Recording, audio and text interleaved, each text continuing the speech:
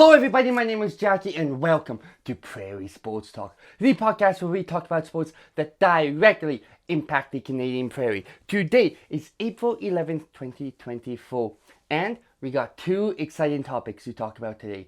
The first one is the upcoming WHL Playoff series between the Swift Current Broncos and the Moose Jaw Warriors, a series I have seen play out multiple times, and I can't wait to see it play out once again. And then the other topic, not going to spend a whole lot of time on it, but I do want to talk about it. Vince Carter has chosen to go into the NBA Hall of Fame as a Raptor. Not a whole lot to talk about today, but let's get into it anyway. I have worked with the Swift Current Broncos in some form for 6 seasons over the course of 8 years. In those 6 seasons, this is the 3rd time the Broncos have made the playoffs. This will also be the 3rd time the Broncos will run into the Moose Jaw Warriors in the playoffs. Now, the Broncos in those 2 playoff series that I've been around for, they won them both. I believe the first time in the 16-17 season was 6 games, and the second time in the 17-18 season when the Broncos won the Edge North Championship, it was in 7 games. And here we are in 2023, and here we go again. The Broncos and Warriors have ran into each other once again in the playoffs. I figured this would happen.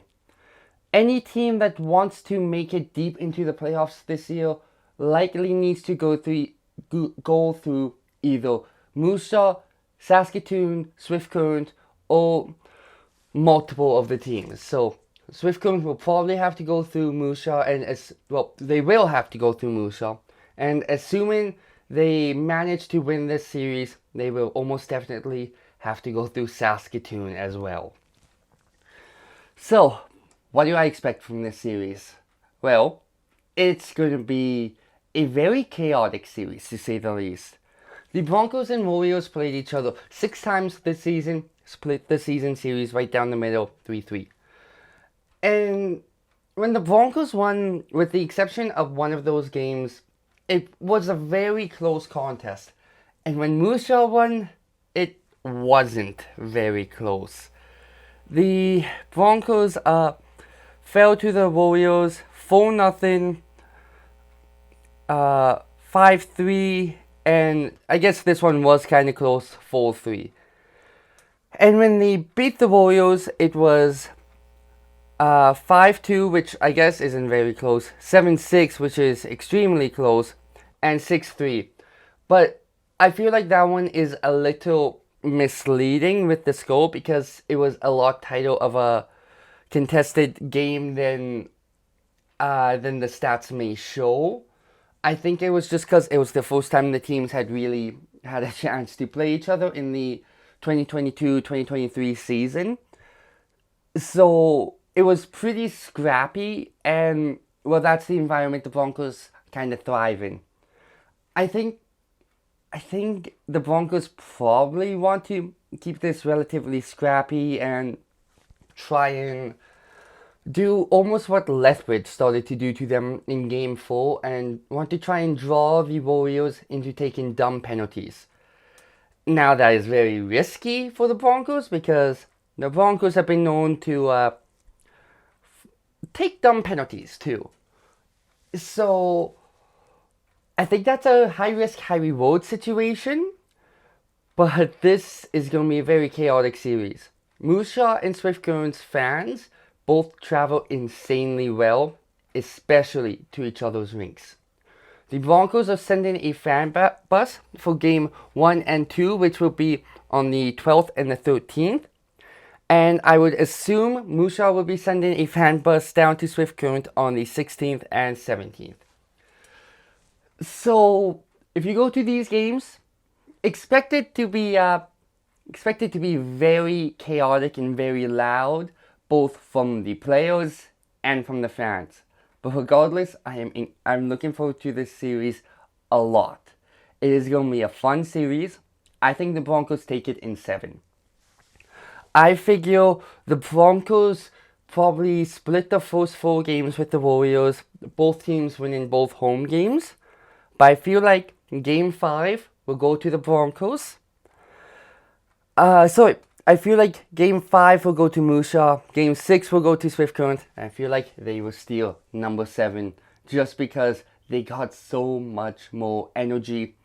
And Musha, I mean, Swift Current is a lot more, I don't want to say dedicated to the Broncos than Musha is to the Warriors, but it means a lot more to the city because Swift Current doesn't have a whole lot. And the players are very aware of this. Even players that came into the Broncos fold relatively late, such as Geeky or Dvorak, you just need to really watch Geeky's post-game celebration to fully understand how much the Broncos mean to the city and how much the players understand that. Every game, every home win, Connor Geeky skates up to the boards, does a little raises his hands and celebrates a little, and then he pulls his hand all the way back and slams it against the glass in time with Electric Eric, and kind of do a through the glass high five. And then he goes and does the celebration that was brought to Swift Current by Tanner Nagel and Stuart Skinner in the 2018 playoffs, where they just do a few low high fives. I think it's 3, and then they side bump. Every Broncos team I've seen has done it since. I can't see that going anywhere. And I think that sort of thing really shows that the players understand how much this team means to the city. And I think the fact the players know that, they will play even harder than they usually do.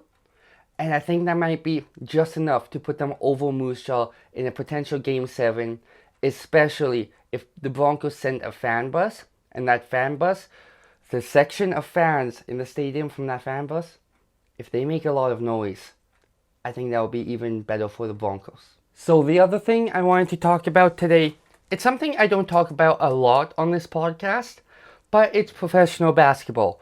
Specifically, I want to talk about this year's Hall of Fame. 13 players are being inducted into the Basketball Hall of Fame, including Raptors legend Vince Carter. Vince Carter played for a lot of teams over his 22-year career. But if you ask most people, especially in Canada, when they think of Vince Carter, they think of his seasons in Toronto. Vince Carter helped make the Raptors organization into what it is today. Although the end of the Vince Carter era, so to say, wasn't, it didn't exactly have the ending a lot of Raptors fans wanted. Vince Carter still made this franchise into what it is today. Although the Raptors may be having a very, very rough season right now, it's something Raptor fans have been through before, and I see a lot of shades of Vince Carter in the young Raptors today, specifically Scotty Barnes. Scotty just kind of has that same swagger that Carter did, especially in his Toronto years. And now that Carter has announced that he will be going into the Hall of Fame as a Raptor, I feel like that is a major boost to the Raptor fans, and I feel like it's just going to add a little more fuel to the rebuild for the Raptors. And I feel like the Raptors have started to lay a really solid foundation for the rebuild, specifically Scotty Barnes and Grady Dick. I feel like those two are the future of the franchise. But I just wanted to acknowledge that Vince Carter is going to be in the Hall of Fame as a Raptor. But that is everything I have for you guys this week. I know it was a little bit of a shorter episode, and I apologize for that. Life has just been very chaotic on my end, as I talked about a little last week. But I'm hoping as life starts to settle back into a routine for me, this podcast will become longer and longer and have those consistent 20 plus minute episodes like we saw last week.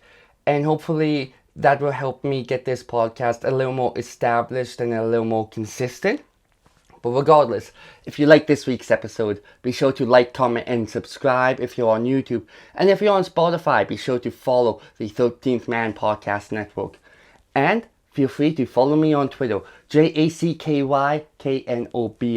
That is Jackie Knobs. But I hope you guys all had a great day, a great night, a great week, a great whatever.